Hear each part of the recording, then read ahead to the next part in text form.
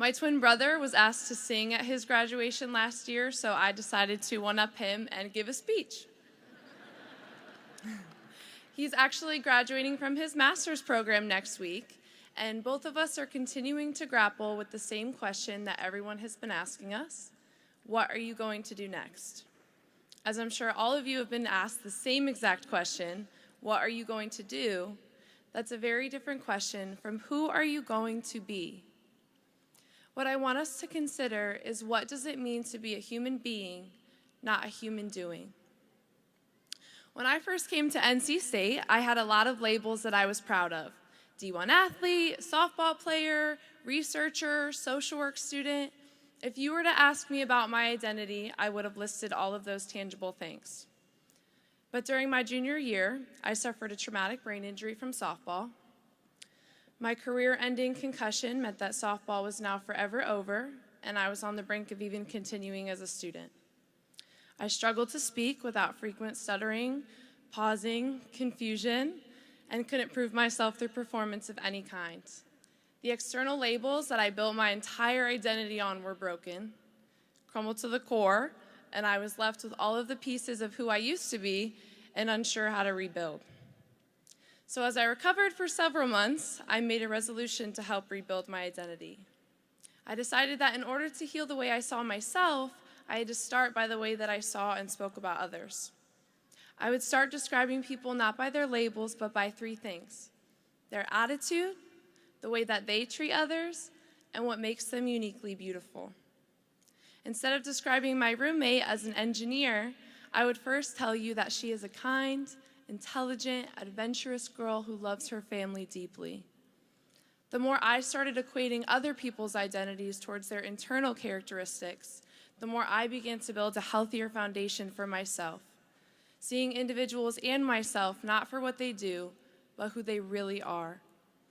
So, some of us have next steps planned out, and that's amazing, and some of us don't, and that's okay too. That just means that not all of us have an answer to the question of what are you going to do, yet we all have the opportunity to decide who we are going to be when we leave this place today. We can choose to be kind, ambitious, because who we are internally is the root of what we do and what we produce to the world. Your roles in life are going to change, whether it's a relationship role, a role in a job, but you are so much more than your role. So you might be going to do work in engineering, but that means you're going to be an intelligent problem solver. You might be going to do social work, but that means you're going to be a compassionate community member. Regardless of what you do, you always have the opportunity to be the person that you've dreamed when you choose a positive attitude, treat others with genuine kindness, and appreciate your own unique inner beauty.